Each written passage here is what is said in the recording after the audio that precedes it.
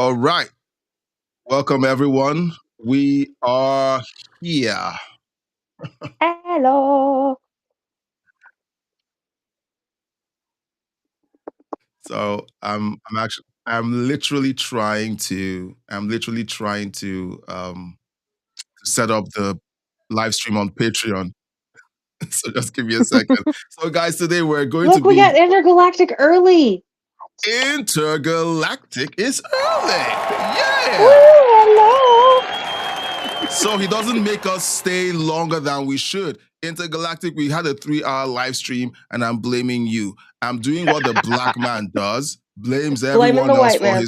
Yep. blaming the white guy. So I'm blaming you for us not having the self-control or the planning to to have a well, we actually planned for a 1-hour live stream, and then it became 2, and then you jumped in saying it's your birthday, and it became 3.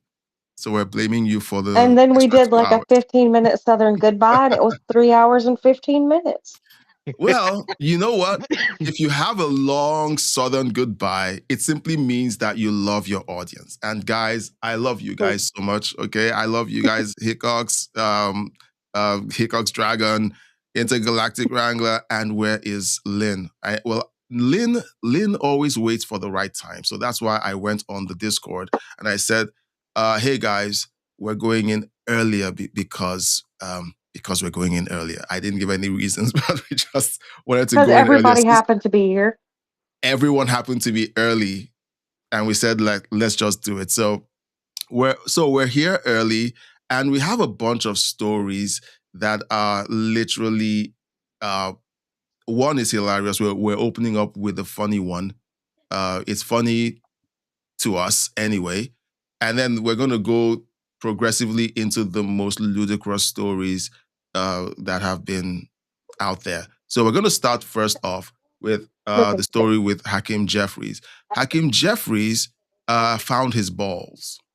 Right, he lost them at some point, and then he chased them down the street, and then figured out where they rode into, and then he picked them up, and then he says, according to the interview, he's not standing behind the DSA with respect to their claims about defunding the police and disbanding the Senate, abolishing the presidency, and all of those crazy things that they essentially want the American people to support.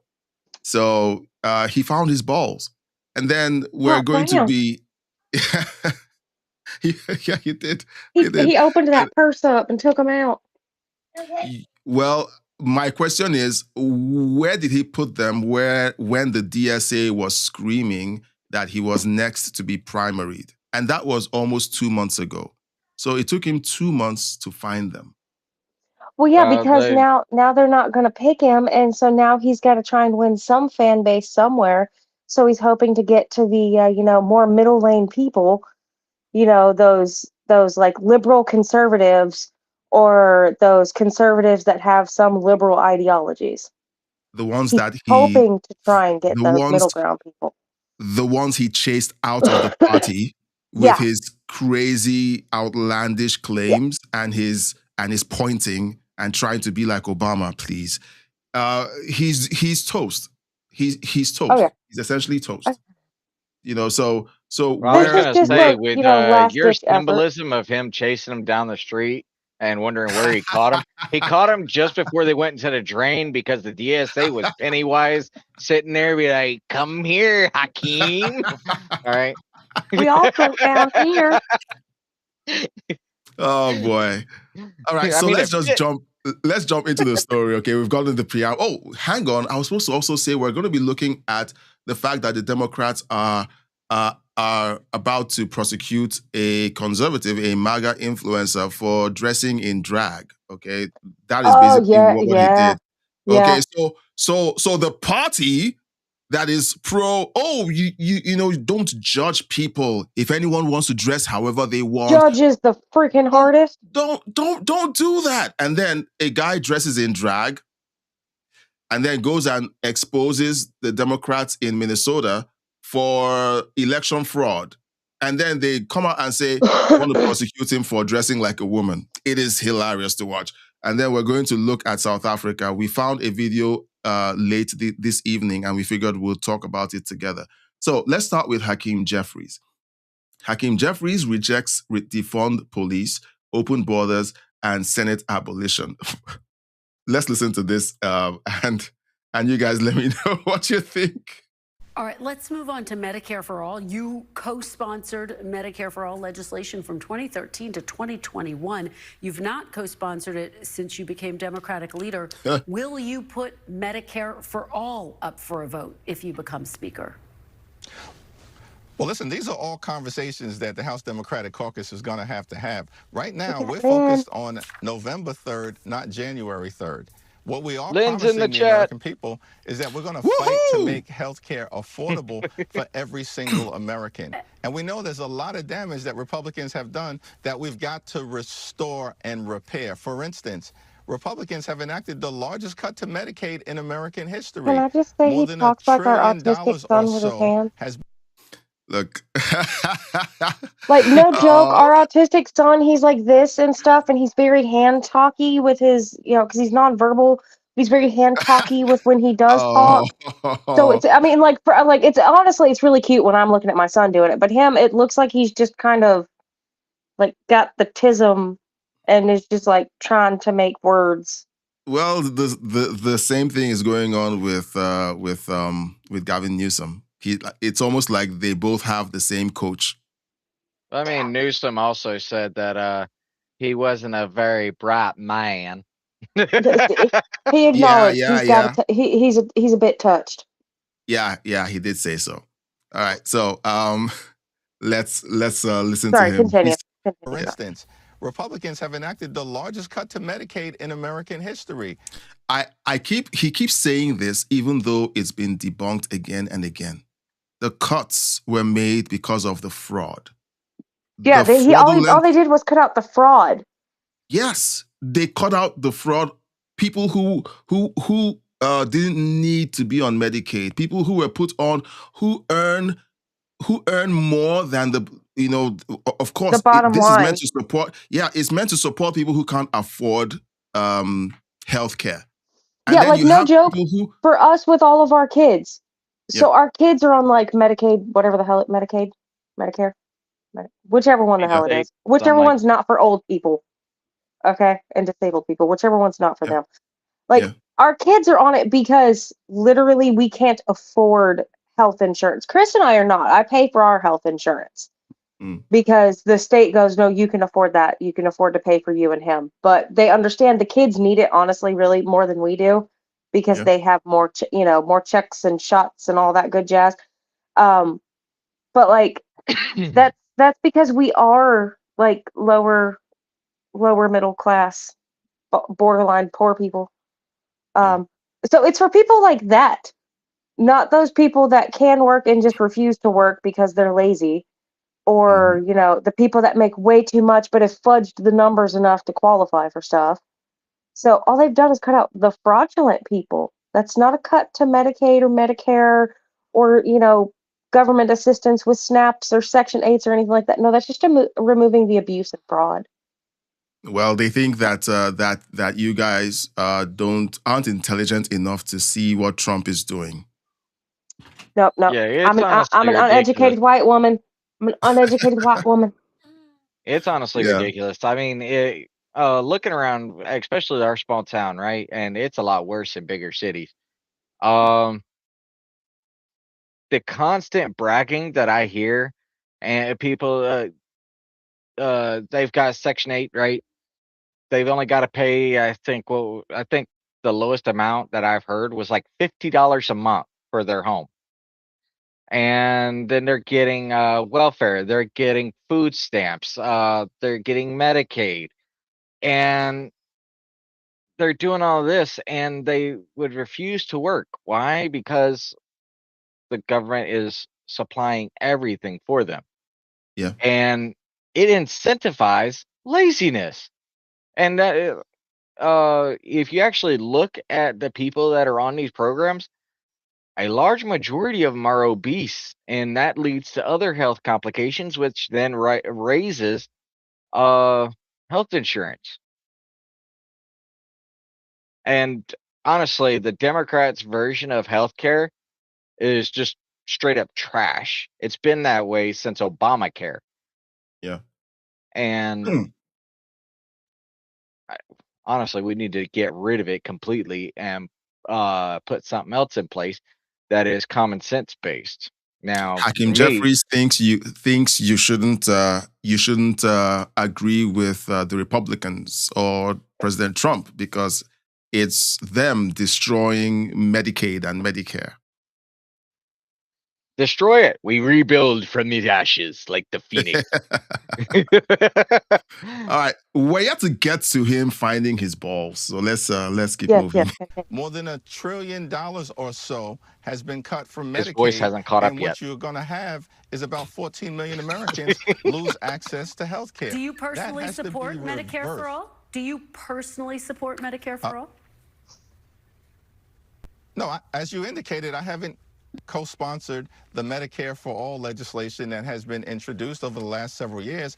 I do think we need to figure out how to fix our broken healthcare system and then build something better once we repair the damage that has been done. Now, that will include doing things like extending the Affordable Care Act tax credits so that more than 20 million people who have seen their health insurance premiums skyrocket, in some cases by up to $1,000 a month. That's why? Not so sustainable. We can just keep putting a Band-Aid on things?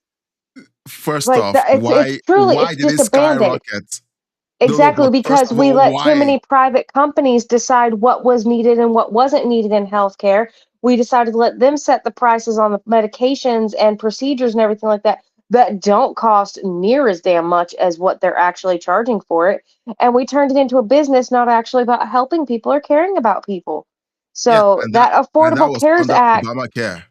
Exactly. So that Affordable Cares Act is nothing but a flippin' Band-Aid that the Democrats are clinging to because it's the black man was the one that created it, so we have to keep it going. Otherwise, we're betraying the black man and we're shutting everything down. We're just racist. I wouldn't even say that it's a Band-Aid. It's literally a crappy landlord's paint job, painting over the light switch, the door hinges, the doorknob. That's all it is. They're polishing a turd. Yeah. You polish a turd, it's still a turd, right? Lynn says, well, if you would not have had Dems in the middle of the night messing with healthcare, then there would not be anything to fix. Exactly. Remember when Nancy Pelosi said to the reporter when they asked, "Can you tell us what's in the bill?" And she said, "Well, we have to pass the bill first, and then you see what's in the bill." Did you ever see that video? Yeah. You're like, that's some shady shit. That's like, hey, here's this completely blank contract. Sign it. I promise everything will be in your favor. Really? Are you sure about that? Yeah. Oh, and the bad part is they especially pushed a lot of that stuff under Obama because they were riding high on the fact that he was the first black president. Yeah. And so they had the biggest distraction, and he was basically allowed to do whatever the hell they wanted because nobody was going to question the first black president. They got away with highway robbery. Just because the first black president. Oh my God. And the mainstream media was complicit. They refused to report on anything that made Obama look bad. Oh God, yeah. They still do that. They're still doing a lot of that crap. I'm actually surprised that nobody's even asked Obama, do you agree with the Democrats' stance on immigration? They wouldn't. Look, they wouldn't. They wouldn't because they know that this is nuclear level destruction. If any of them say, like, if Obama says anything that's off script, okay, it will destroy the Democrat Party. They have to save their token black man, okay?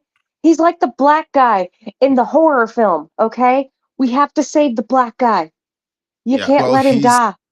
he's that's like what they're doing. He's the pun intended, he's the Trump card. He's the Exactly. guy who he's the guy who gets to show up at interviews right after Trump does something significant to say how bad Trump did the thing that was significant. You know, so he's the guy that they reserve to say, oh, under my presidency, we had no scandals. That's because they refused to report the scandals. So not that there was no scandals. So they reserve him to be the guy who they roll out to say Trump is doing this wrong. Trump is destroying the country. Look at when I was in president, none of this was going on, and that's what they've reserved him for. Hakeem Jeffries, on the other hand, is the Swiss Army knife. Oh, no. That's Swiss Army knives have more self-respect than Hakeem Jeffries. Right, they actually serve a purpose. Exactly, they serve a for him. He's the guy that he's the guy that he's the. Did you ever watch? Sorry, did you watch Shark Tale? Yes. Okay, so you know when the guy is going down the tier of importance, and then it says there's whale poo, and then there's you. It says there's whale poo, and then there's you. Yeah, yeah. So, that's exactly it. Jeffrey, he's the guy who's like at the bottom. His job is to shovel the shit. Yeah, he's that's his job, and then the mainstream media tries to kind of prop him up, but I think he's been exposed. I think he feels exposed. We're still talking over him because I'm yet to see him pick up his balls. So hold on, I want to add something in too, and I want everybody to understand this. Doing some digging into Democrats' policies that they pushed out. So that was the Health Care Act under Obama. Chip manufacturing, right? Yeah. And apparently the COVID relief plan, and I think it was funding for like bridges and roads. That's it literally, it was this much of the population that they served. I haven't seen a single thing that the Democrats are pushing that's going to help everybody as a whole. Hold on, no, because it's serving this much, because those are the poor marginalized people that can't talk or help themselves because they don't have any standing because they're probably illegals or wanting to do some completely batshit crazy things. And if you complain about it, you're evil. Yes. You don't want us to help these people? Hey, you know what's even funnier? You know the stimulus checks that they sent out for COVID? Yeah. I kid you not. There were stimulus checks going to inmates in the prison. That's really compassionate. That wasn't supposed to happen. It was just large-scale fraud. That was what it was. It was just large-scale fraud because they knew all of these people who are receiving the stimulus checks don't know what to do with the money. So what do? They spend it on the billionaire class, the billionaire companies that they claim are on the side of Trump. They essentially quadrupled. Whenever those stimulus checks came out, I tell you right now, our local Walmart was swamped with people cashing in their checks and going and buying TVs and whatnot. And I'm like, why? Pay your bills. Put some of that aside. These people know what they're doing. They know what they're doing. So, well, let's listen because we've been ragging on him and he hasn't yet. Let's let him pick up his balls if he does on this video because it's like they leave it to the last minute. So let's see. That's something we got to remind him to put some bass in his voice. And that's something that Donald Trump and Republicans have visited upon the American people. Just to be very clear, though, as a Democratic leader in the House, would you vote for or against Medicare for all? I think as really you've pushing that indicated in your question to me, it's not legislation that I currently am co-sponsoring or that. Oh my goodness. it's a yes did or anybody no notice answer. that his balls started rolling away? Yeah, see, okay, that's what happens every time you ask a Democrat a yes or no question. Yeah, you ask them a straight yes or no. You can literally see his eyes spinning like, oh my God, what should I say? But his brain is literally buffering. Indicated in your question to me, it's not legislation that I currently am co-sponsoring That's not the question. or that I support. Okay. But we do support the notion that we've got to find a path forward to fix our broken healthcare system and make healthcare affordable for every single American. All right. What the hell? This video doesn't say what? This video doesn't say anything.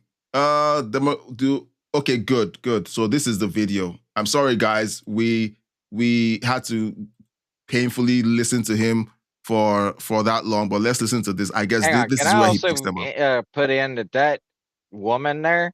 I don't know why, but her eyes look like it's just sucking the life out of everybody. Look, like there is no joy there. If you lie as much as these guys do, she works for NBC. What do you expect? Look. If you lie in such a convincing way, like these people do, it damages your soul. Like it does something to your to your eyes. It's like a black hole because there's no light in there. You've killed your soul with telling so many lies to millions of people. Let's listen to this. Let's see. Do Democratic Socialists belong in the Democratic Party, Leader Jeffries? Well, what I can say is that I do not support defunding the police. I do not support open borders. I do not support abolishing the Senate. We're focused on actually solving problems that hardworking American taxpayers want us to solve, which is to lower the high cost of living in a situation where life is far too expensive in this country. That's the Democratic agenda. That's what House Democrats are fighting to achieve. Where was this in 2020? Hey, he was still using Jeffries. He was still using his knee pads, okay? Oh yeah, they were kneeling and don't forget the Kleenex because they were bawling over George Floyd, you know. Oh yeah. Bawling and crying and, you know, groveling at his memorials. Yeah. There is room in the Democratic Party under the tent of the Democratic Party for Democratic Socialists. Is it big enough? Well, listen, I don't support the DSA agenda as has been articulated by the DSA itself. Now, you're going to have individual members who have been elected in Democratic primaries, and if they are elected in the general in November, will be part of the House Democratic Caucus. It's going to be a broad caucus. There will be progressives, there will be new Dems, there will be blue dogs. What I'm excited about are the candidates who are running to flip seats in November to deliver us a majority that pushes back against Donald Trump's extremism and moves the country in the right direction. So we're willing to blow up our party. We're willing to nuke our down party the evil orange man just to take down Trump. Yeah. Wasn't that the same thing that I was telling you about the last time when I was speaking about the time frame of the Democrats' demise? Yeah.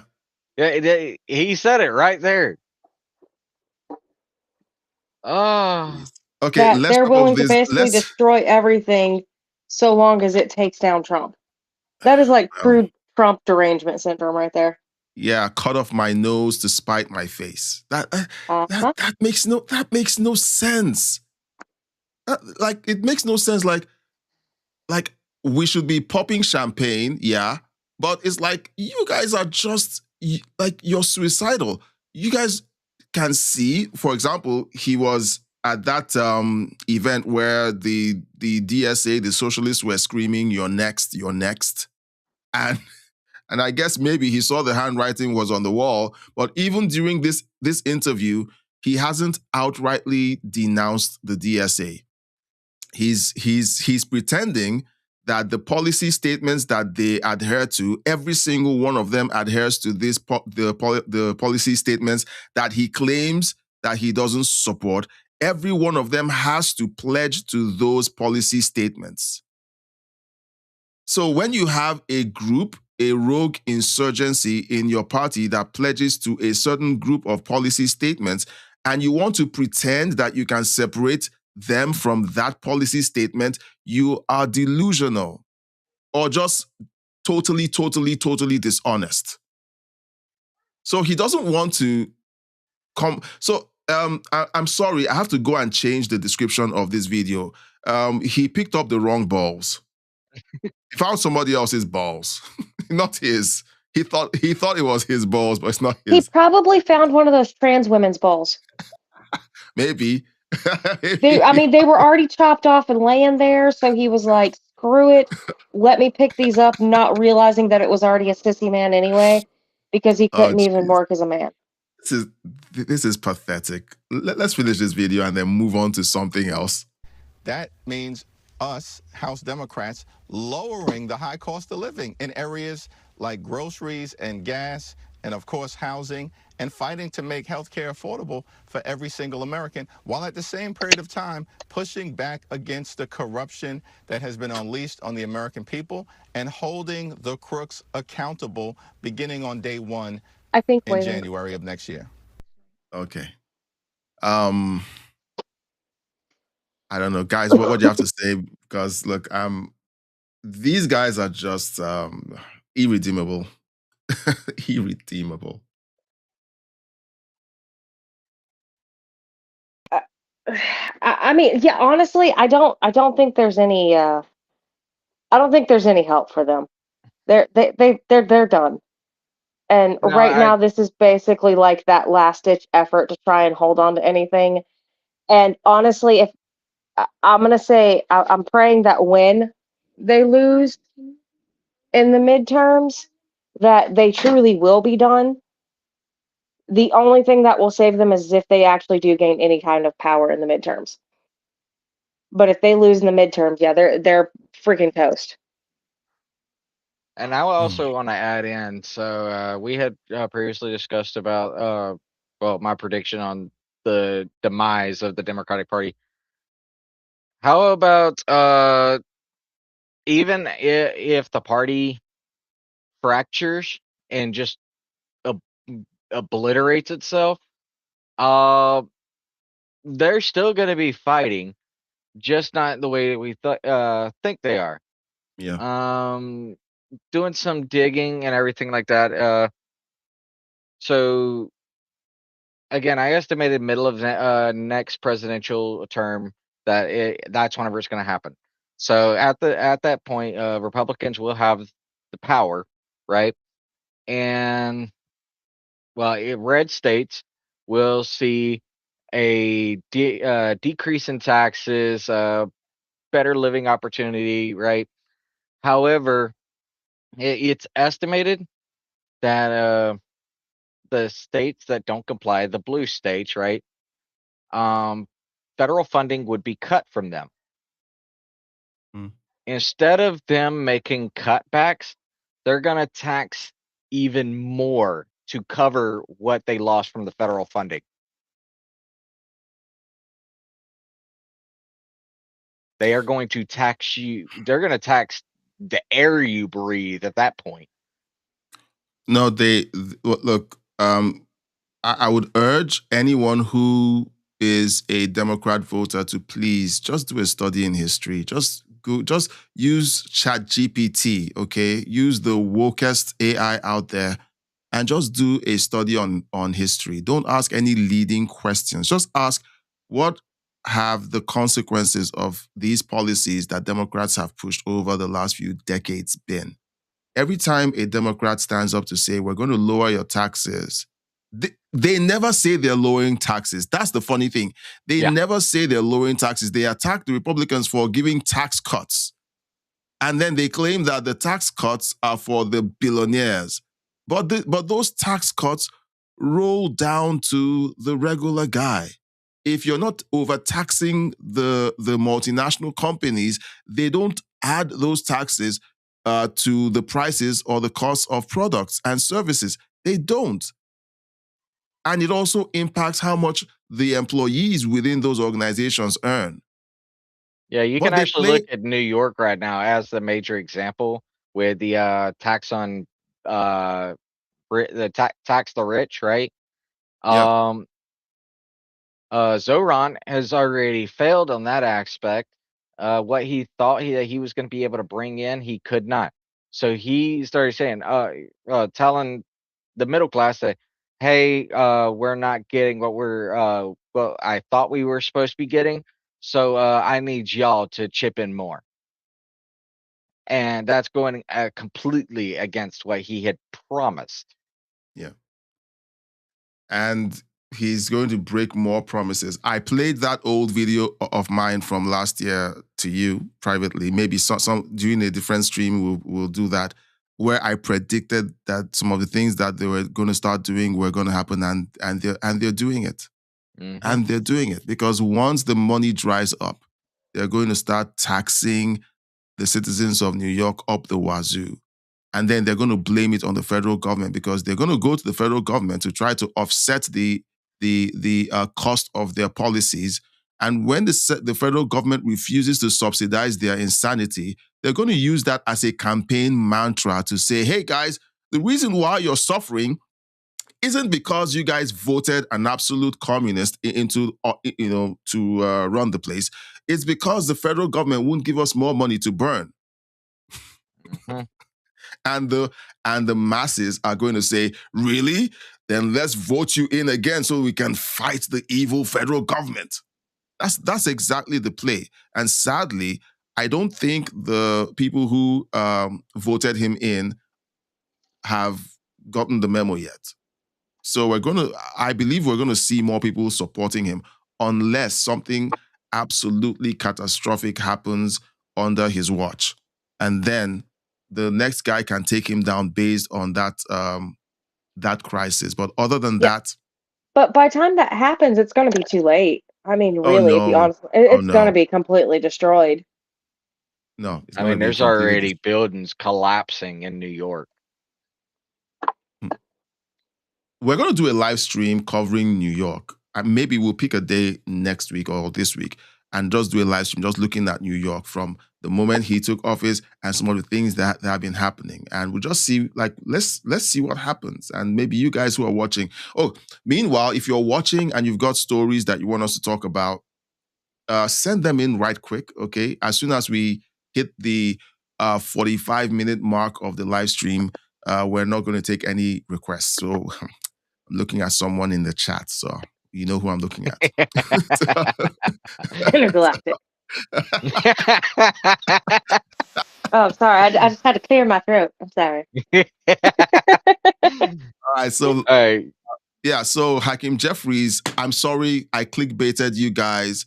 He picked up the wrong balls. So I'm going to go into the description of the live stream and say he picked up the wrong balls. I'm sorry, because this is just absurd. It's a galactic. We love you. So, and we have... Yes. As always. That is not his opening. That is not his opening. No, I already did that. I did that first. I did that. It didn't come through. It didn't go through? No. Okay. For good measure. There we go. All right. So let's dip over to the next story. Okay. So Cam Higbee in Minnesota has been ground zero for daycare fraud. And right now, fraud of all kinds. All kinds of fraud. And now Cam Higbee decided that he was going to dress in a burqa and go to a polling station. I think it was a polling station or a voters registration center. Oh, no, polling station. I actually got to see that video. Okay. And then he's in a burqa. They can't see him. And that's why people say that this is incompatible with Western civilization. How do you have people walk around in a burqa and it's illegal for you to ask for their ID? It's illegal for you to pull up the hood to see if the face on the ID is the face behind the burqa. And that's what they want for the West. And a man dressed in a burqa goes to a polling station, and then guess what? I think he got registered, but no. He did. He went in there doing investigative journalism, asking questions. He was wearing makeup. He so changed the color of his skin, so that way he looked a bit darker, so nobody would realize that he was a white guy. Yep. And went in there and asked, "Could you find my name in the system? I don't have an ID." You know, it's better if he tells you. I saw it and I was blown away. Okay, so let's play this, and guys, jump in the chat, okay, and let's know what you think. Well, it appears the Minnesota Attorney or Secretary of State just shut our live stream down. He shut it down. Just kidding. Obviously, that's a joke, but we have something very serious to talk about today. If you're just tuning in and you missed the last part where I was live and my live got cut short, I'm here in a burqa or a full niqab. Welcome to the show. We're doing something a little bit different today. We're not debating like we normally are. Instead, it's going to be something of a rant because I went to Minnesota when I found out about 2 laws. 1, you do not need an ID to vote in Minnesota. You need an ID to drink. You need an ID to do tobacco products. You need an ID to gamble, to buy a house.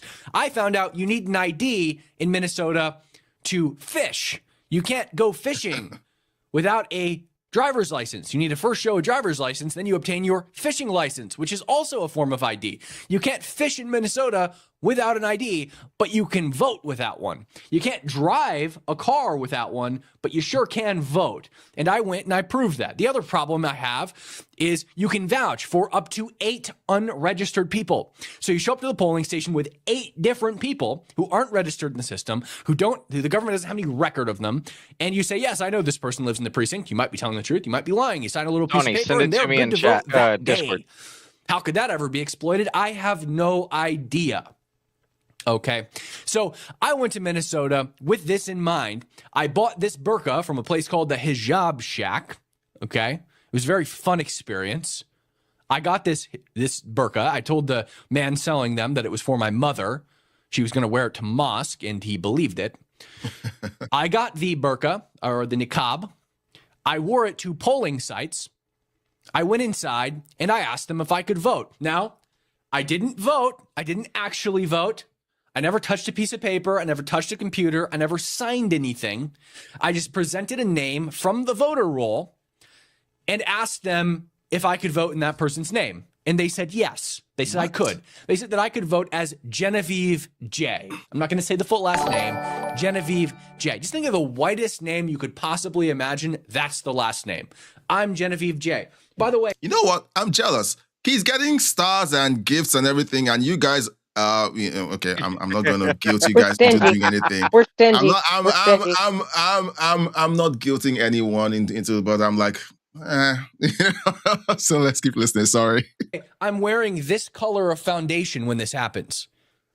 You see this color of foundation? That's the color that I'm wearing when this goes down. Okay. And they were prepared to let me vote as Genevieve J. Crazy.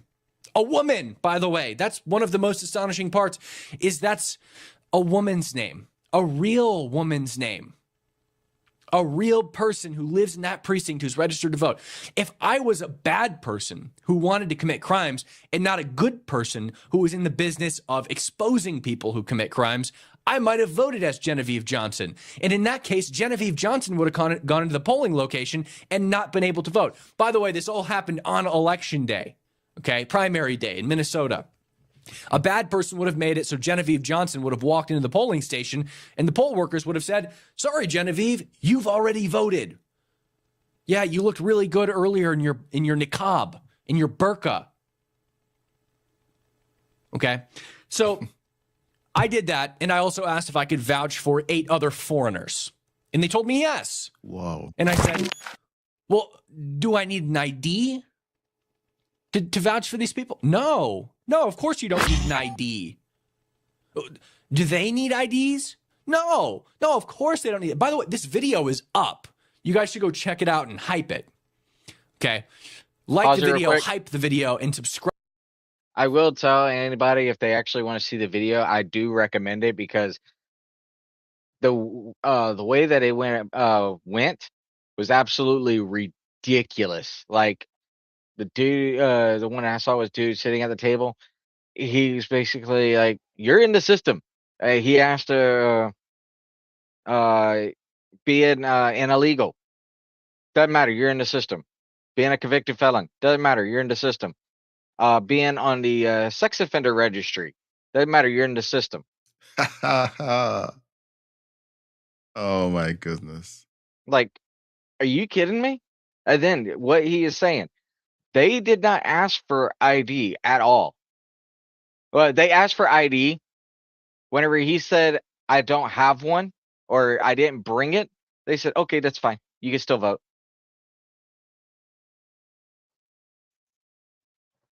I have a 1-minute clip of this. Maybe I should just play it so you guys see it, and we can just. Is that okay? Is that fine? Yeah, I also got the ad that Tony sent me. That's crazy. So yeah, Tony, I appreciate that. So yeah, so we're gonna so let's watch this. So this is the incident, I think.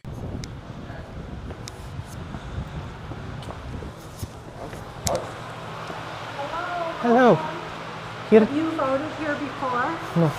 No. Okay, well, go down to where it says voting, take a right, and they'll help you out in there. Hello. Hello. Register over there. Hello, what is your last name? Is that and what is your first name? Genevieve. Genevieve? And vouch. I'm sorry? Vouch. She's vouching? I vouch. Oh, for her? And is she Genevieve? No. So are you wanting to vote first? You're gonna have to make a phone call. Yes. But can she vote if I vouch? No, good luck. Does she live within this precinct? Yes. Yep, we can get her registered. So are you wanting to vote first though? Yes, but vouch for her. Okay. So she vote. So if I vouch, she vote. Okay. Hi. Is that right? Yep. Can I vote without ID? Yes, if you're already in the system, Okay. Okay. then you can vote. Ooh. If you're already in the system. Hold on. I just need to point this out. I walked into this polling station with a random name of a random person who is registered to vote in this precinct. I am not that person. Here I am in full niqab, and this poll worker was prepared to allow me to fraudulently vote in that person's name without verifying that I'm that person. They don't need ID from me. They don't need to prove that I actually am Genevieve. They were just going to allow me to vote. They might have had me sign an affidavit, but nobody's going to check those affidavits, and even if they did, there's no way to prove Genevieve didn't sign it and that it was rather me. Oops, sorry. I was going to pause. Look, that was the end of it. Yeah.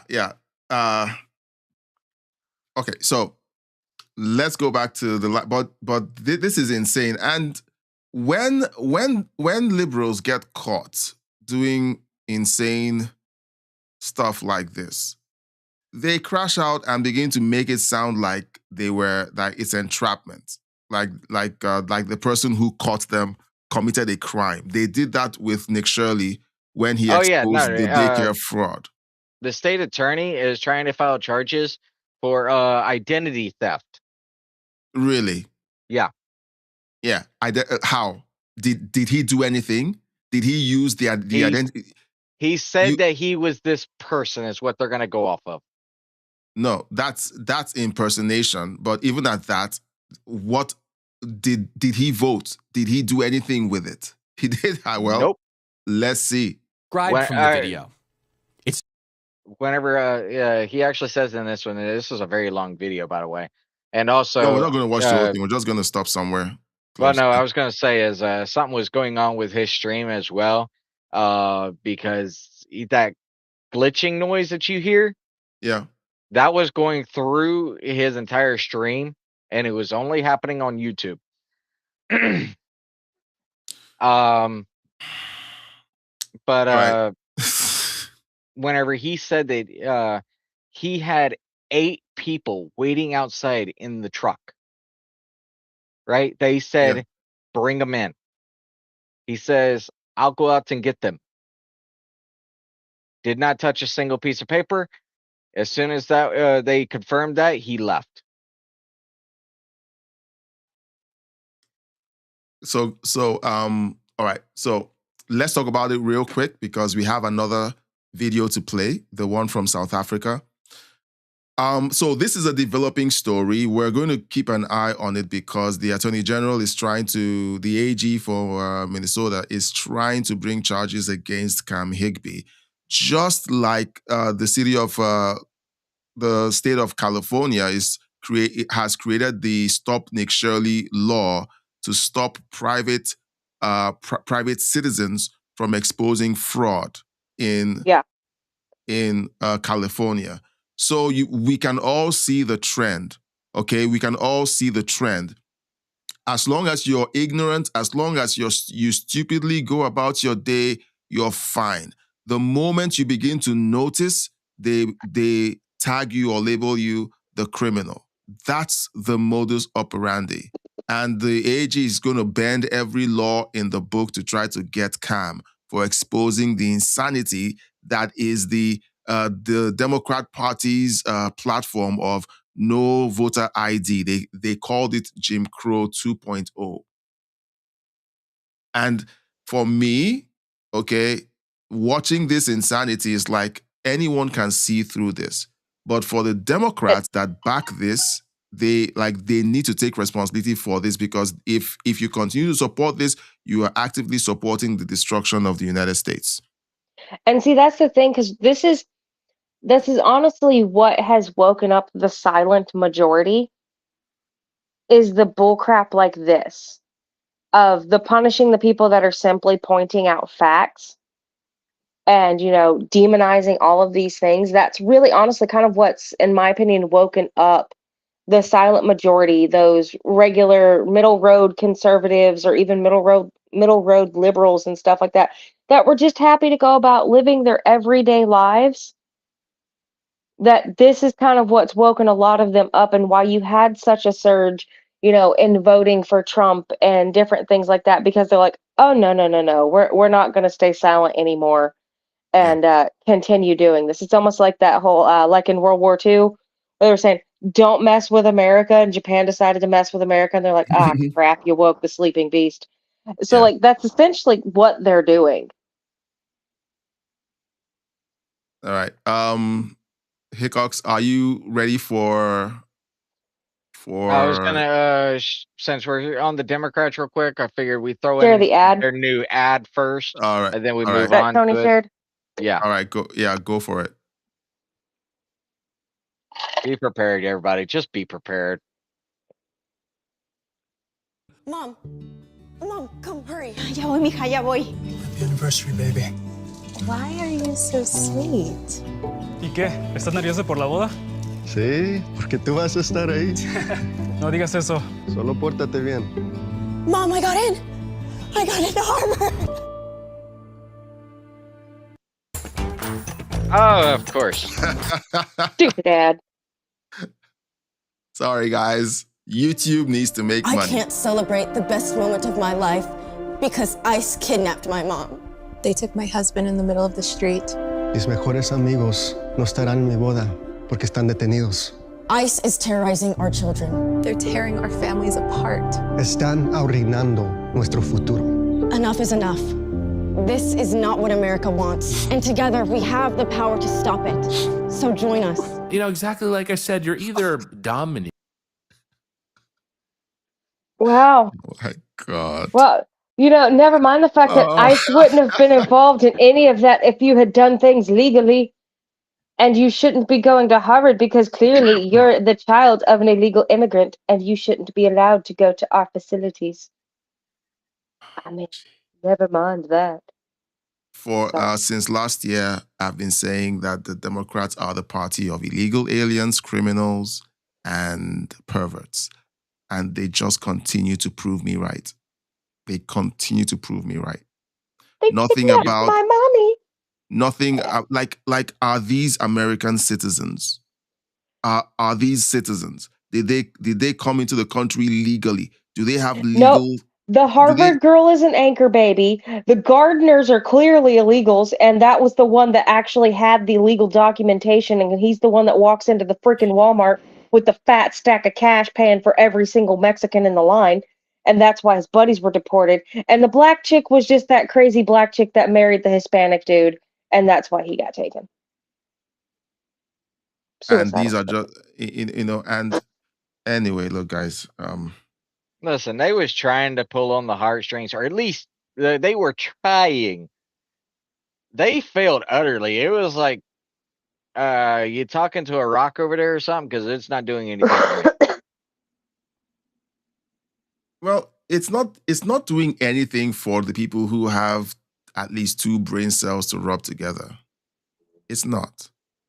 But again, the suicidal empathetic people, that just, that's gonna, incentivize them more to go out and, hate on ICE and freaking have riots because, oh no, I'm sorry, peaceful protests. My bad, because they don't ever riot. They just peacefully protest and burn things. They peacefully protest. Yes. Yes. So that's all that is that's just going to continue to incentivize. Well done, Democrats. You guys acting. You guys are just amazing. You continue. They're beautiful actors. You continue to up the ante. You guys are amazing. Okay, so let's go to the next story. So South Africa. The Wakanda, for those of you who have been following the Marvel Cinematic Universe, you have a country where white people used to rule. They had apartheid, and the way apartheid was essentially revealed to the rest of the world it's a bad thing. All these white people are killing black people, and all these bad things are happening. And the whole world says, okay, we need to tear down apartheid. And the whole world put pressure, sanctions, everything on South Africa. And eventually they had elections and the ANC won. Nelson Mandela, who was the only candidate who could have broken the jinx, he got the votes of some white people, I think. He got the votes of all the black people. He won. And then they take over. And once the black people took over, South Africa began to go downhill. Now, after a few years, a few of the white people decide to buy a private lot, a private span of land, and they say, we're going to separate ourselves and try to create the kind of environment that we want for ourselves. They've essentially rejected amenities from the federal government. I think they have their own power supply. They run everything themselves. It's a self-contained community. Yes, they've got their own water source. They've got solar power for electricity. They've got their own sewer lines. Yeah. And it was established in 1991. Yes. And that's long before. Okay, we have someone. This is our first chat from Rumble. So it's an event. It's an occasion. So we have the first. I don't care what he says. It's a chat from Rumble. So it's an occasion. So welcome into the chat. Yeah, so we have AZ Breach. Kind of depends on what ICE is really doing and how much of what you're being told is true. Which I would say yes is correct. Now, AZ Breach. Let's finish this conversation, about the stuff going on in South Africa. Then maybe we come back to this. Okay, if you're good with it, we'll come back and talk about this because I want to kind of focus on this story because we've already kind of, we've gotten into the mix of this story. But thanks for you can tie that into this because it's all about the optics of what we're actually being told and how deep you're willing to dive into the knowledge of it. And figure out what's actually going on. So, I mean, it kind of leads into that as well, which we can always circle back to talking about ICE, because I know for me personally, I know for, my husband and everything like that, we don't blindly just follow conservatives or Republicans or immediately believe ICE is doing everything perfect or Trump is doing everything perfect. So, I mean, there's definitely, room for conversation and, polite debate and understanding to come to knowledge. Totally agree. And yes, if you listen to us, you're going to hear a lot of conservative-leaning commentary, but none of us on this panel likes to be lied to. So if we catch a lie, even if it's from a conservative source or even from Trump himself, we're going to call it out and say, that's a lie. Okay? We call a spade, okay? We do. And you can call us out when we don't. Now, back to South Africa. So you have this enclave set up as far back as 1991. So it predates the transfer of power from white leadership to black leadership. It predates it. And suddenly, all around this enclave, the country is collapsing. Okay, the country is collapsing. Power supply is failing. Water is failing. Security is failing. Everything is failing. And then they keep things together within their one enclave. They have power supply, they have water, they have security, everything. And they've said they don't want anyone who has a criminal record. They don't want people who they have their preferences, okay, of who they will let live in the enclave. Yeah, and also pointed out that this was a legally bought piece of land, privatized, and they built a community on it. It's the same thing as if you wanted to move into a gated community or such things like that. They have the say-so on if you can move in or not. Yeah. It's private land. It's private property. So. All right. So I think you're all caught up now. So let's go into what's going on there today. All right. Because this is. Yeah. So out of this video, I've got it broken into two sections, two clips that I think that is very important and actually speaks a lot to what's going on. This actually also ties in with the Africans the white Africans, as the Democrats would say, that were brought over for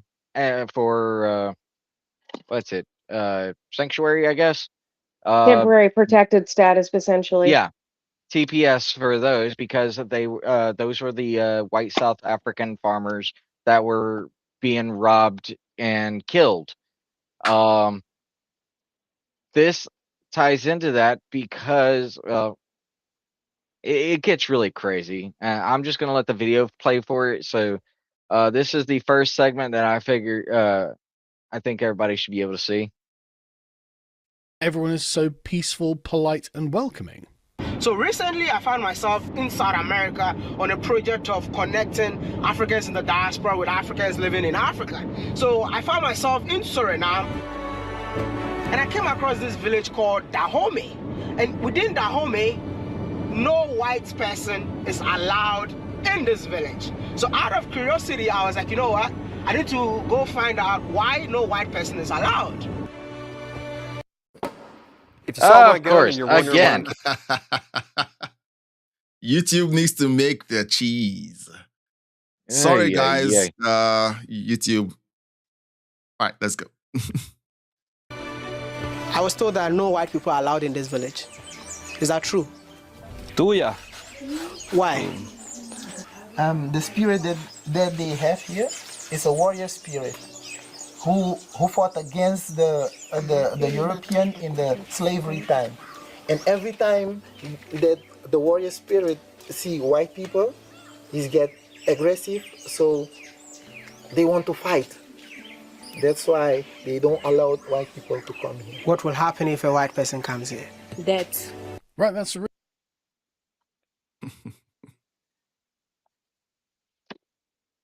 Just that's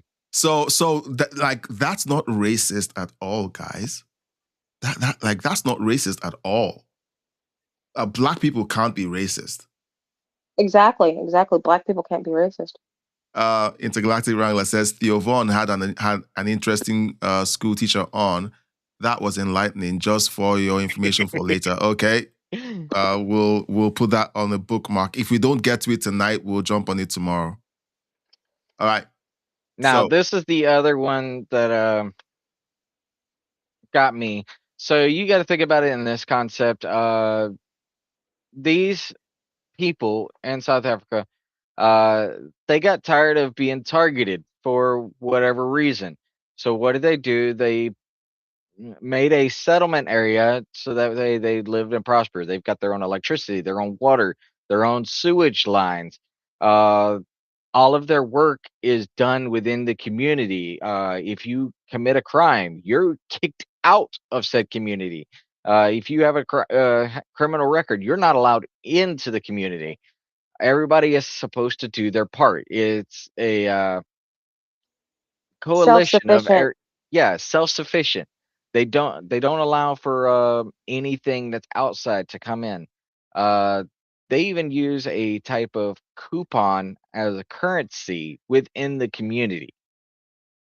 So that's the backstory on that, where they have little to absolutely no crime within the community, but on the outside, as AA was saying, is they're having power failure, water is drying up, and crime is skyrocketing. He told me about this. I did some diving, and it was crazy. But I have to ask, and this is going to go to this: why is it whenever one group wants protection, that is then a threat to everybody else? I'm going to leave that question right there. Which group is it? Which group is it? Okay. So guys, please, if the guys who are watching on Rumble, please subscribe.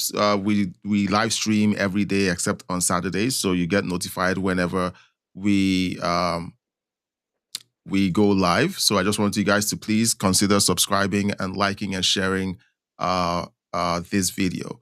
Now, and we love interacting with chat and taking your suggestions and talking. Yes. So please get up the Discord. And we're all very respectful. Like we may joke and we definitely crack some jokes and laugh, but we are very respectful of different people's different beliefs and stuff like that. We're not, super closed-minded about any of that kind of stuff. We're willing to talk and listen and, we just want to talk about the facts and the truth. Just the facts and the truth. That's all we want to talk about. And sadly, facts and truth have been so politicized that if you believe the truth, you're somehow a bad person. So, oh, and by the way, AA, we're past an hour. I'm glad I didn't take that bet. I'm so glad. I'm so glad. If you're new and you don't know, we've always had this bet of trying to make these streams an hour, and it always fails spectacularly. Yeah, just to fill you in on that joke. Yeah, we love each other so much, and we love you guys so much that it's hard to say goodbye. And even when we try to say goodbye, we get into something we call the Southern goodbye. Like we say goodbye for 10 minutes, 15 minutes sometimes. We'll get better. We'll get better. But we really love talking with you about these things. Now, let's so what else do you need to show us? Because we just need to speed through this, and maybe this is I get the last to play clip that other video. Okay. This is the last clip, and this is where my question comes into play. Because again, whenever this group is minding their own business, essentially, right? Apparently, that's a problem. So it's racism. Yeah. Just hit play. I would argue that this community called the Afrikaners has the need and the right to have a home as well. And where I'm going to is, this place scares me, right?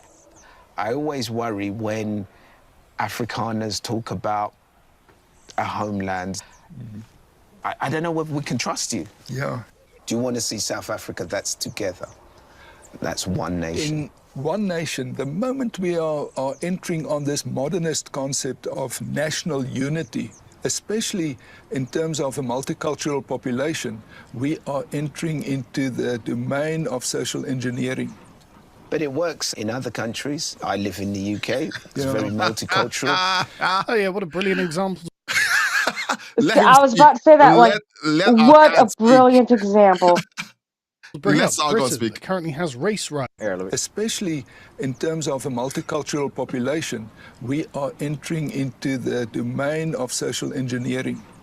But it works in other countries. I live in the UK. It's very multicultural. Oh yeah, what a brilliant example to bring up. Britain, that currently has race riots whenever a foreigner commits a mass atrocity.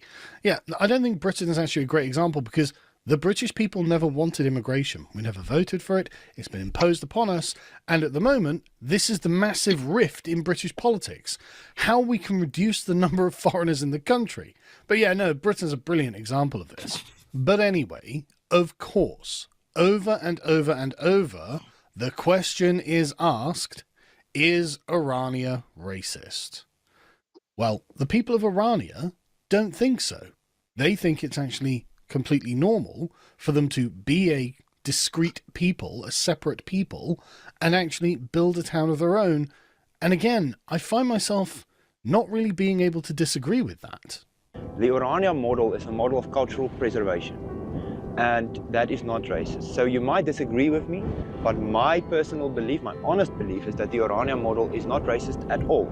It is, however, a model to preserve something that we all dear, and to create a future where we can live our values, our religion, our language, and share our culture. Who are the people that are not allowed in here?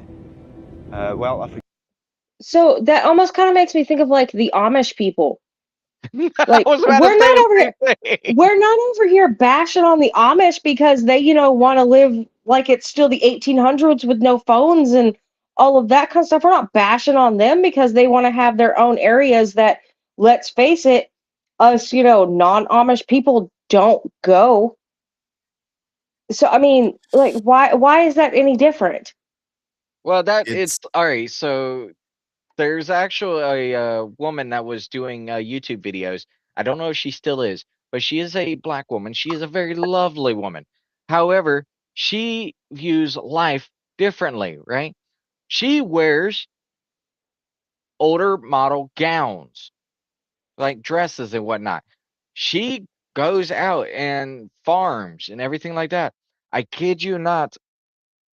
People were saying, why are you regressing? She says, I'm not regressing. This is something that I enjoy with my husband. They were tagging her because she found happiness. Whether that be what you think is appropriate or not, she found happiness. I don't get it. It's like these people found a way to have peace. The Amish found a way to have peace. It's oh wow. Okay. Geez. Do we have time to watch that other video? But he just published it 6 hours ago. Anyway, we don't have that. We're not going to be stealing views from him. So, do we have anything else to watch from this video? No. That was my biggest thing. Is the dude literally comes up to the community to do an interview and says, "I'm scared." What have you got to be scared about? No, it's all performative. Like I said, when it's all optics. They're trying to play on that, white guilt and it's okay. So let me play this video. I'm going to play this video because it's from Basic Logic. If you haven't heard of Basic Logic before, look, the guy is amazing. Please consider subscribing to his channel. He is amazing. So let me not do that. Let's just get into it. Over the last year, the town known as Orania has been going viral. Orania, for those of you unaware, is a lone, self-sufficient town in the middle of the arid Karoo region in South Africa. It was settled by Afrikaners, that is the descendants of mainly Dutch settlers, with the goal of preserving their identity. In a country that's been characterized by rampant crime, failing infrastructure, and overall decline, the Afrikaners of Orania were able to take a dilapidated plot of land with nothing else than their own grit, no government welfare, no subsidies, not even relying on a nation's power grid, and build that up into a nice place for themselves and their families, without having to rely or take from anyone else. So naturally, the remainder of the country, which had the entire nation's territory, natural resources, and advanced infrastructure, and ruined it all, and didn't even care about Orania up until the Afrikaners made it into a nice place, have decided that they want a peace. They allege that the Afrikaners, by practicing their right to freedom of association, are actually a second form of apartheid, a town of racists for daring to try to preserve their unique identity and the fruits of their labor. They allege that they, as fellow South Africans, are entitled to Orania, and the Afrikaners must accommodate, or in other words, give them stuff. This is... I think like whenever I see stuff like this, I literally get enraged. Okay, I get enraged. It reminds me of when you see a bunch of kids. Okay, you see 5 kids who have been given a cookie each. Okay, each person got a cookie. 4 of them decided that they were going to just gobble up their cookies. One decided he's going to ration his cookie and eat it slowly and just enjoy it. The other 4 decide, hey, he still has a cookie. It's not fair. We finished ours. We just want to gang up on him and take that cookie because he shouldn't have a cookie because we don't have cookies. Like, that's the kind of envy and jealousy that I'm looking at whenever these stories like Orania come up, or stories like people trying to go to Europe, like the situation in Spain, where the Moroccans decide that they deserve to break into Ceuta because it happens to be a European, a part of a European country that shares a border with them. And they look at what they've done with Morocco, they've ruined it, and they look at Ceuta, that is a beautiful place, and they say, oh, we deserve that. And they go in there, and not even 2 weeks after they arrive, the beaches are now shitholes. You know, so it watching this, it makes me so whenever we was getting the news about the white Africans farmers getting overrun, right? It literally makes me think of the videos that came afterwards, where you've got the Africans that took the farmland, right? Yes. They didn't know how to work the tractors. They didn't know how to actually propagate the fields. The fields ended up all dying. All of the crops just poof, right? I'm like, y'all couldn't have just like worked together?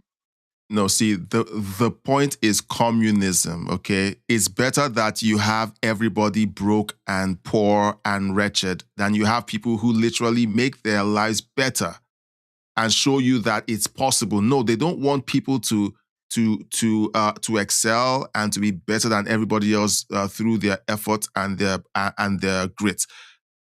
Everyone has to be at the same level, okay? In Africa, if you have someone in your village who is successful and prosperous, I kid you not, while we were kids, there were cases of people getting poisoned simply because somebody was envious because they were successful at business, or they built a house, or they did well. People at one point were scared of going back to their villages to celebrate Christmas because people literally would murder them because they couldn't stand that they were more successful than they were. It's routine. So when I see... I was going to say, and that also brings back to mind, I know Mr. Beast is more of just showing than anything, but you got to give credit where credit is due. The man went over there to Africa and he put in, what was it, like several hundred, or not, what was it, 1,000 wells that was drilled deep into the ground to actually make sure you got the spring water. Yeah. And back here in the United States, and the African government criticized him. And I'm like, the African government won't do the work, okay? The United States want to shame him for having the heart to do it for people who the government won't do for them. In Africa, look, guys, while I lived in Africa, okay, I had at one point I had I think 3 generators, 3, because I had one to use during the day, one to use when I needed to, no, 2 to use during the day, and 1 to use whenever we needed to turn on the fridge. So why? Because there was hardly any power. And if we wanted our food not to spoil, I needed 3 generators. At one point, I had 3. Why? Because the government doesn't care. The power supply has been run down. Money has been released to repair it again and again. They continue to campaign on, we're going to give you light and water. What, like, for 50 years, you're still trying to give us light and water. So look, and there are people from Africa, like the black guy who drove into that village and had a nice interview with those guys who said, if we see a white guy, we kill him. And but then goes to the peaceful village that's not sitting there, that's not saying we're going to kill everybody that comes in here. We're just not going to let him in. Oh, and he's scared of that one. Yeah. Like, that makes absolutely zero freaking sense.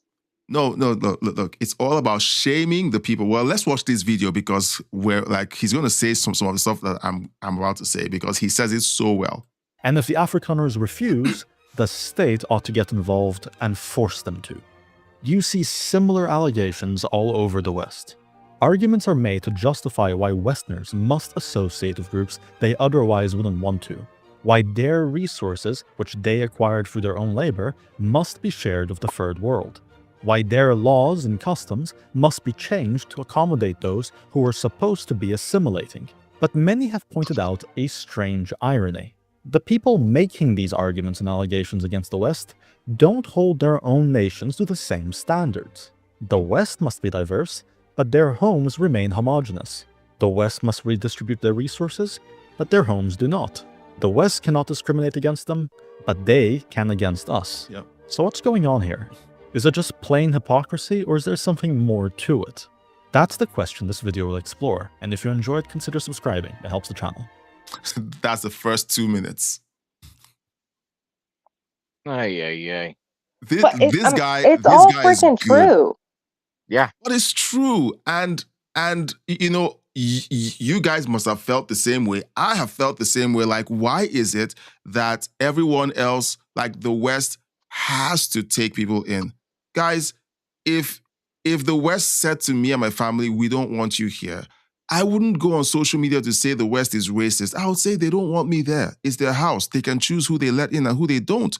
But you see, the world right now is operating on a system where if a country says, okay, we don't want these kinds of immigrants because historically they have been known to cause trouble, you have a bunch of these crazy lunatics out there screaming, you don't want them in because you're racist. Look at what they said about Hungary and Poland. Meanwhile, the crime rates in Hungary and Poland are the lowest in Europe.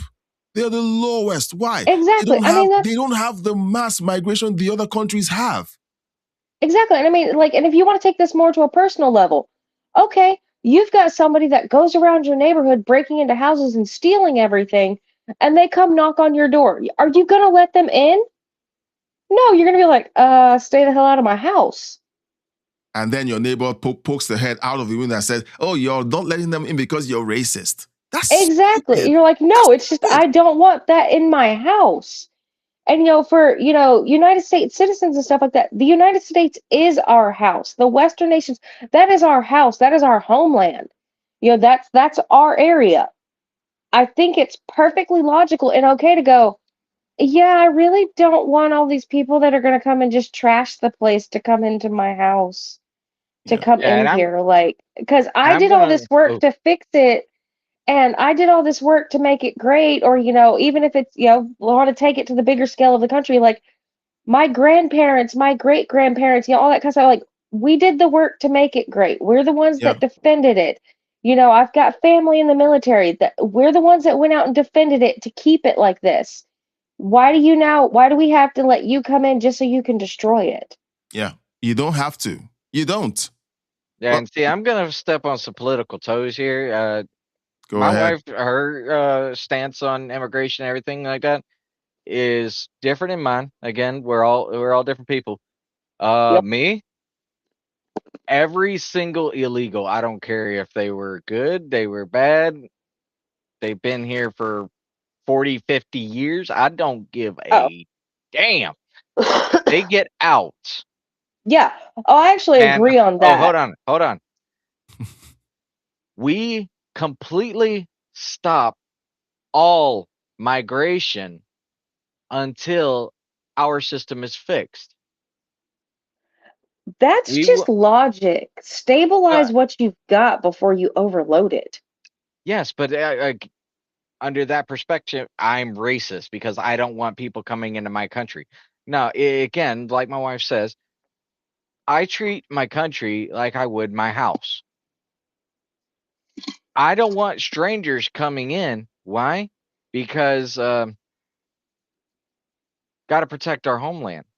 But now we've also got the major threat of not just anchor babies, but birthright citizenship, where we know, and proof of coming out of the Chinese literally paying several $1,000s to have a child born here, and then they take it back over to be raised up under the CCP. Yeah. No. And then you have sleeper agents inside your own country. Yeah. I also think we should get rid of. I also think we should absolutely abolish dual citizenship.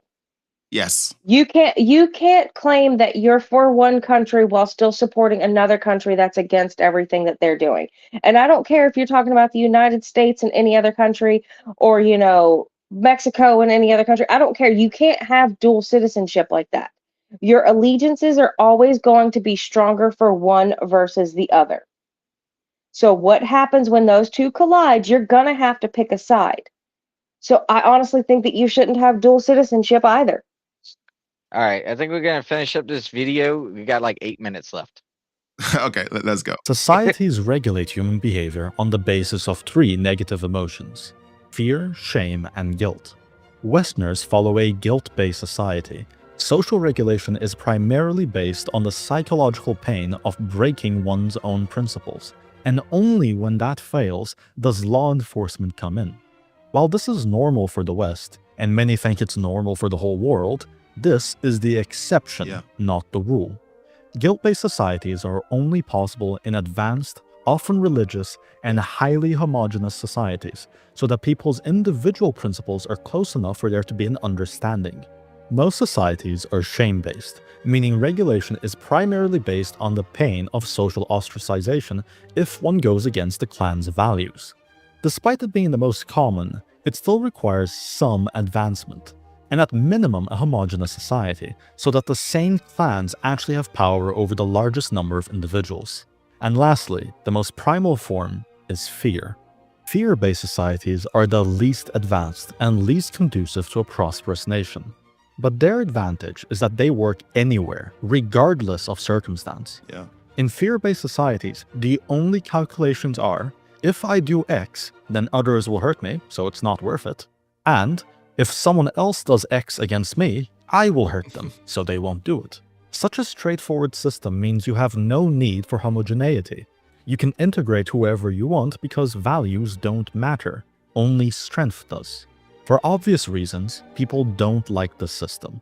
It's inefficient and its might makes right. Yeah. The issue is when you break homogeneity in a society so much to the point where aligned principles and clan values can't enforce social order, fear is automatically in charge.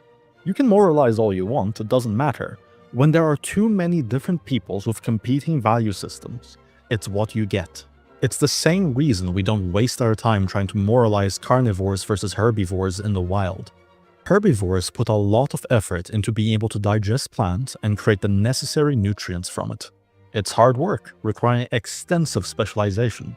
A different animal, which is struggling to get the nutrients they want, could also maybe, over many generations, adapt to be able to produce those same nutrients as the herbivores. But that's difficult. Wouldn't it just be easier to just take the already processed nutrients forcefully? Is it immoral that some species have adapted to be carnivores? Is it immoral that some have adapted so much towards carnivory that they are actually fully unable to digest plants and have to prey on other animals to survive? When it comes to such situations, the question of morality is irrelevant. The only question that matters is if it's easier. Herbivores will be eaten by carnivores if they don't have the means to defend themselves. The same is true for the plants that the herbivores eat. Because others already worked hard to get something valuable, it's simply more energy efficient to take that than make it yourself. You can argue that if we were all photosynthesizing plants, we'd have the most energy efficient situation, as no energy would have to be lost in hunting or defending, and everyone would be able to self-sustain. And that's true, but also irrelevant. Some are simply not capable of learning to photosynthesize. Some are capable, but get far greater immediate rewards by not doing so. Naturally, this concept extends beyond just plants and animals.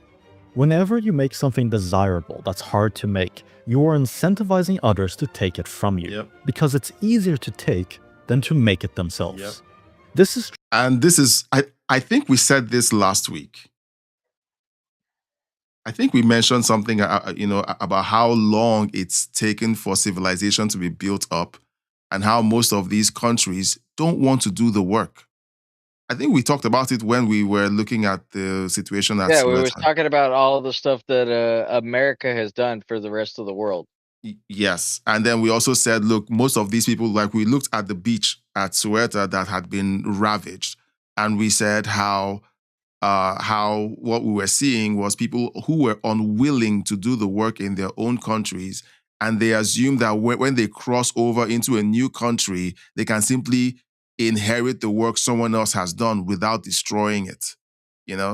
And that's exactly what he's talking about. Yeah, it's it also laziness. points to the joke that I had made a while back where I was talking about we have a bunch of Mexicans coming from Mexico, right? Yep. So why not America go ahead and buy Mexico? We're going to flip it. So what do? We have to send all of the Mexicans that have become the landscapers back down to Mexico to fix it up. And then we sell it for a profit. Well, the administration wanted to send all of the Haitians back to Haiti to build it back up. And the Democrats and the leftists said, no. Okay, so these guys, so the logic is the immigrants are enriching the country. Intergalactic's got something for me to look up. I'm going to check that out while we continue. Okay, that they're enriching the country, that they're making the country great. Okay, so if they're making the country great, if they're so good at helping America become stronger, they are a net positive to the United States, and now you're sending them back to their country. Isn't it bad? Isn't it horrible to keep those gifted surgeons and rocket scientists from going back to Haiti to restore their country? If they want to follow their logic.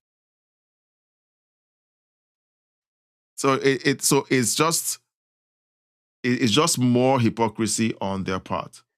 All right, so let's keep going. We're about to be done with the video. True for valuable craftsmanship, for architectural wonders, for hard to extract resources, and for civilization itself. And if they don't share your personal principles, or they don't follow your clan's rulings, then they will act upon this principle. Not because they're evil, at least not in the way we define it, but because it's easier.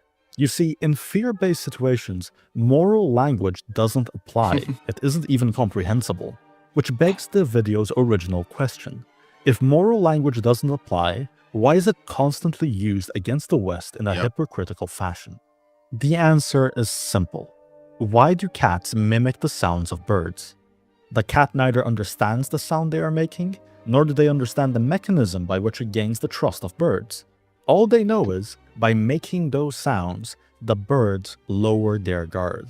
Likewise, when they cry racism, discrimination, etc., they know they get resources, welfare, and preferential treatment by the authorities. They don't really understand why. If anything, they probably think it's stupid, but it works, so there's no reason not to. When Westerners who oppose this behavior try to lecture the Third World, demanding consistent standards, pointing out that they have no right to judge the West's history, when their own are often way worse, it's the same as a bird trying to teach a cat that the sounds they are mimicking are false statements. It's pointless. The bird's only concerns should be to maintain its guard and make sure other birds don't fall for it. That should be obvious. But there's one other, less apparent concern the bird must also consider.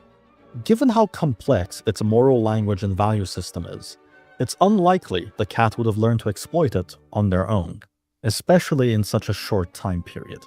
So that begs the uncomfortable question of, who taught them? And what did they gain by doing so? Yeah, that's Bundy, Kemper, Sorry. Dahmer, and Ramirez. yeah. So, yeah, and I'm also a fan of Count Dankula, if you haven't noticed. So, yeah, that was a lovely, lovely video. So here's the thing, Intergalactic, okay? You wait until it's 20 minutes or 10 minutes to when we're about to wrap up the live stream, and then you start dropping these nice gems, about the water table, about Germany becoming a superpower, and then they're like, okay. I'm just saying, we might want to have to keep an eye on Germany, because last time they were like superpower territory, like they murdered a fuck ton of Jews and started a world war. I'm just saying. Hold on, let me clarify something. Let me clarify those two statements real quick. So with the water table one, whenever Mr. Beast went over there, he actually brought over engineers. They had a radar or whatnot that pulse through the ground to be able to see where the water table's at. So they strategically placed for those. Now with Germany, I just looked it up. Yes, they are growing, but they are growing too fast.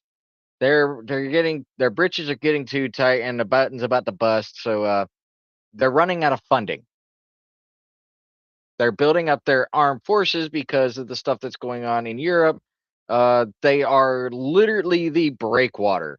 So yeah, they're like, hey, we need more defenses and whatnot, but they're running out of funding quick.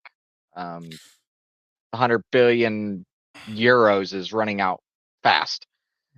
Well, they spent the better part of a decade saying how they didn't need to invest in fossil fuels and so on, and they crashed their economy. So yeah, they'll run out of money.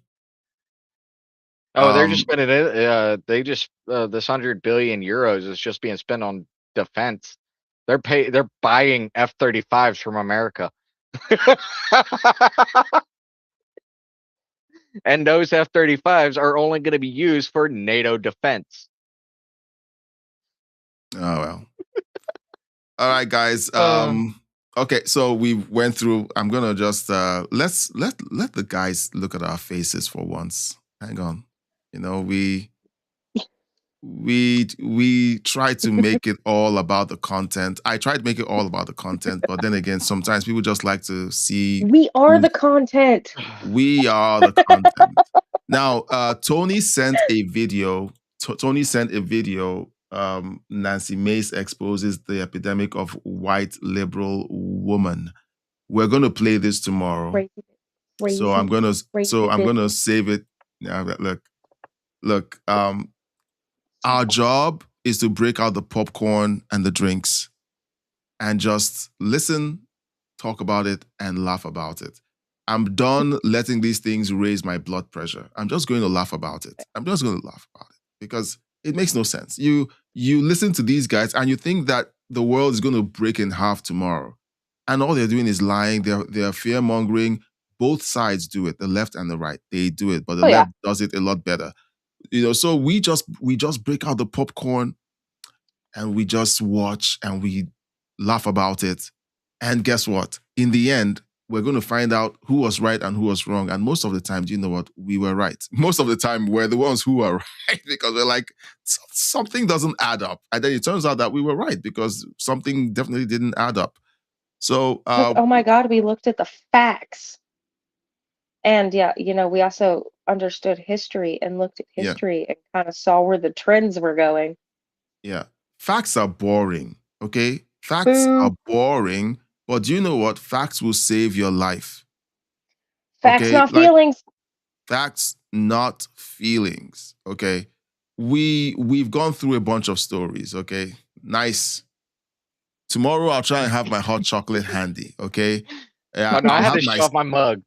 I'll have my sissy drink, okay? My hot chocolate, and then you can have your coffee. Intergalactic can have his spicy drink.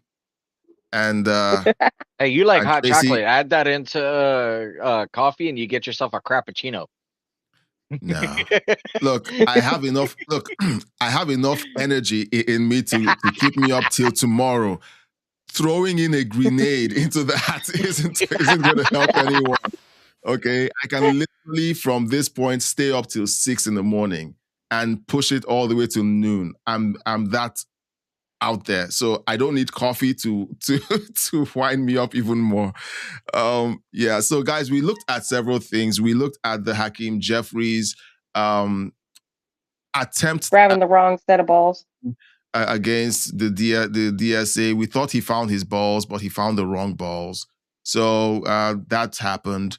We looked at the situation with Cam Higbee dressing up in a burqa and literally exposing the insane election fraud going on in blue cities and states.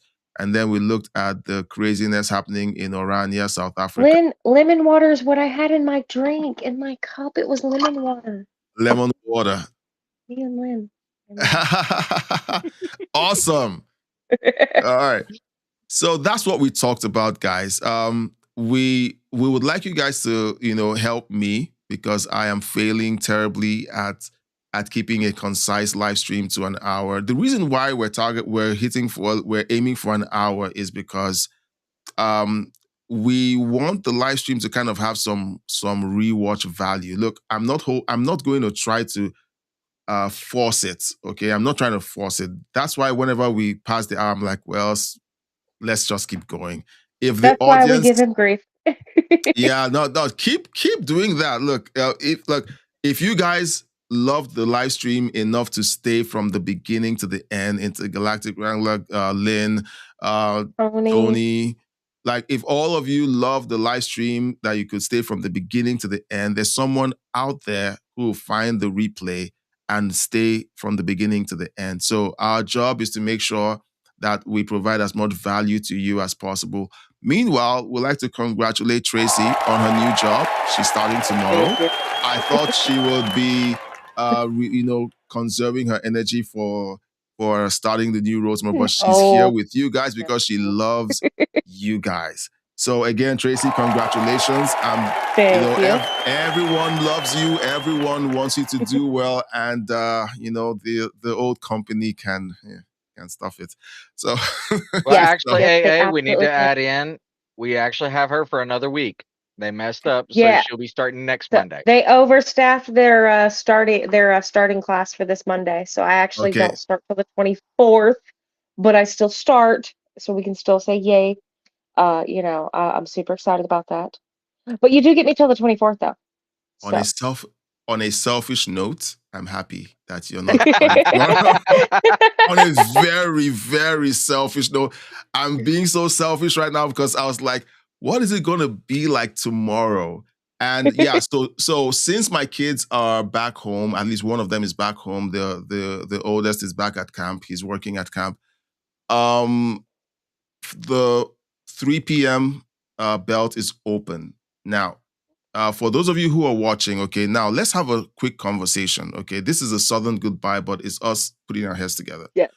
Yeah, I'm actually, I'm going to dip out. Bye, everybody. I got to go make sure the kids are in bed because they got school tomorrow, so. All right. All right. Still here. Thanks. Yeah. So guys, what I want to ask is, does the 3 p.m. Eastern block work for you, or did you enjoy the evening belt we had all through last week? Okay. Now, you may not, some of you guys need some time to think about it, but if you want to give some feedback in the chat right quick, because we need to set up the live stream for tomorrow. So if we're going to do this tomorrow and say we're going back to the original time slot, then we go back to the original time slot. If we're sticking to the 8 p.m. Eastern time slot, then we're sticking to the 8 p.m. Eastern side. Okay, so Intergalactic says, I just come when I can, never know what I'll be doing. That's fine. Totally okay. So he's flexible, in other words. If we don't get any definite response on the time, okay, Lynn likes the evenings better right now, but anything is okay. Okay, so let's see. That's a preference, not necessarily a, you can't do the 3 o'clock, but preference wise, evening times. Yeah, I'm looking at it because it's I really want this to be we've messed with the algorithm several times. We've messed with it several times. And what I want is for something to be a staple for everyone. Okay, so let's do tomorrow. Let's do tomorrow at 3. Okay, we're going to figure this out together. I don't want to rush into anything. Anything, but it's just a question that I want you guys to think about. I want you guys to essentially say, this is something that works. But if we're flexible and we say look, I don't want to do the whole some days we go live at 3 and then some other days we go live at 8. If you did that, I would think that you would maybe do like during the week would be 3, or and then during the weekends maybe like the 8 o'clock, so that way it's people have a little more time for up. I don't know. That's the only way I could see the 2 different time frames working. Well, I only stream on Sundays for this is technically not the weekend, but this is the only time I stream on Sundays at 9 p.m. Eastern. And then for the rest of the week, Mondays to Fridays, it's usually the same time. Now, so let's do this. Okay, let's do this. Let's stick to the 3 p.m. Eastern slot for now. Let's stick to that and then figure something out. Now, the reason why this has to be so flexible is because I am the designated driver for the kids. Some days I have to drive them somewhere far away and stuff. So let's stick with the 3 o'clock Eastern for now. But I really like the evening belt. I like the evening belt. The evening belt is I was about to say quieter, but my kids keep jumping in and asking me to power up the drone. Let's see. The Fly a helicopter. Yeah, so all right, so here's what we'll do. All right. Here's what we'll do. All right. I really love the evening belt. I love it, but I think if we do it earlier, it gives those of us who have kids enough of a bandwidth to kind of really look into the kids in the evenings. I think that for me kind of allows for that. But tomorrow, let's start at 3 p.m. We'll talk about this again. If you haven't joined the Discord, please join the Discord, because I think we can take this conversation to the Discord and really drill down into whether we can do that or not. And because we started early today, I sent out an announcement on the Discord. I don't know if some of you guys got the announcement, or I sent out an announcement to say, hey, we're going live earlier. The Discord helps with us being able to communicate with you guys easily. Second thing I want to say is, earlier we talked about how Cam's live stream was being interfered with on YouTube. We want to be able to keep in touch with everyone. If you found us and you love what you're hearing, for the first time in the history of this channel, we've had we had 2 people streaming on Rumble, and we had a chat on Rumble. Meanwhile, we promised we'd get back to him, but there's no one watching on Rumble anymore, so there's no need to talk about or to answer that question. But somehow we need to keep all of us connected. If we wake up tomorrow and YouTube farts and the channel goes away, we still need to be able to connect. And the Discord is the way to do it.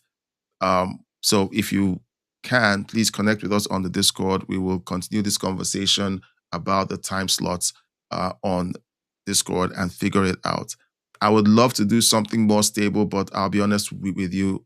Right now, where the channel is and where things are, it's hard to kind of pin down a time slot. It's still growing and still figuring out what, you know, what's happening with it and everything like that. And that's normal. It's growing pains. Yeah, it is. It'll get there. Last year, or was it a few months ago, I used to say that the only reason why I can't establish some of these things is because the channel isn't paying the mortgage. If it is, I'll say, kids, go watch TV. I'm paying the mortgage. So, right? Like, I can literally do and Night do Intergalactic. and say that. Good night. Our Southern goodbye kicked in. Sorry. Yeah, but basically, this is what I wanted to end the show with. So tomorrow we'll do the 3 p.m. Eastern live stream. We'll figure this out as we go along. But it's good to know that you guys are out there. Thank you guys for watching. Thank you guys for sticking around. For all of you who've watched, put your comments in the chat. Gardening, Intergalactic, Tony.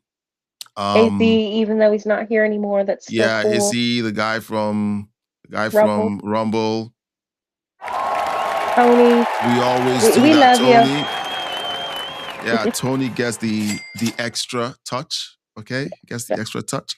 So thank you guys for making this live stream memorable, and for you, Tracy and Chris, you guys are amazing.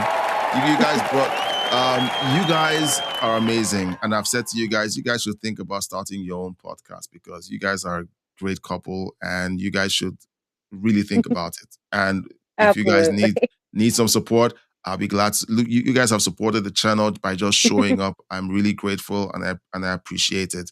And I just want to say thank you. And I know that the audience appreciates you. I know that Lynn, Intergalactic, everyone who's chatting, Tony especially, loves you guys, and really appreciate the fact that you guys come on the live stream and make the live stream what it is. So thank you all so much. Absolutely. Okay. We love you guys too. Bye. All right. Bye-bye. And we'll see you tomorrow. All right. Bye-bye.